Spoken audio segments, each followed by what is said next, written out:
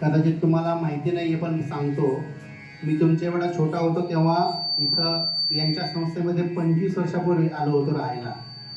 आणि माझ्या करिअरची सुरुवात, माझ्या सांगीतिक करिअरची सुरुवात मोहन शिंदे महाराजांपासून झालेली आहे. त्यांनी मला राहायला रूम दिली. तेव्हा माझ्याकडे काही नव्हतं. घरून महिन्याला 500 रुपये यायचे महिन्याला.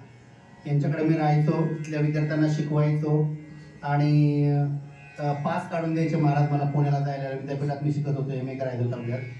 आणि तुम्हाला सांगायला आवडेल की 2 वर्षानंतर पुणे विद्यापीठाचं गोल्ड मेडल तबल्यातलं मला मिळालं. आणि आज अजून एक चांगला योग आहे की मी वाजवतो आणि मी ज्यांच्याकडे तबला शिकलोय ते माझे गुरु इथे उपस्थित आहेत. त्यांनी तुम्हाला अतिशय छान मार्गदर्शन केलंय. पुढे कधीतरी 2 दिवसाचं आपण एक निवासी शिबिर त्यांचं आपण करूया पुढे. सवाई गंधर्व महोत्सवात पण मी वाजवलेला आहे.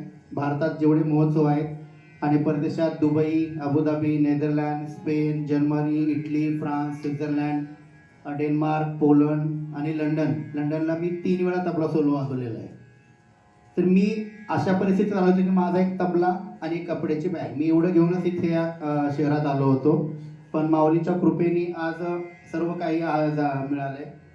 आणि त्या सुरुवातीच्या काळामध्ये जेव्हा मला गरज होती तेव्हा या व्यक्तीने मला सांभाळलेलं आहे. तर यांचा मी फार ऋणी आहे कायम. आणि मी त्यांना आभार मानतो की आज इतका छान कार्यक्रम आयोजित केला आहे.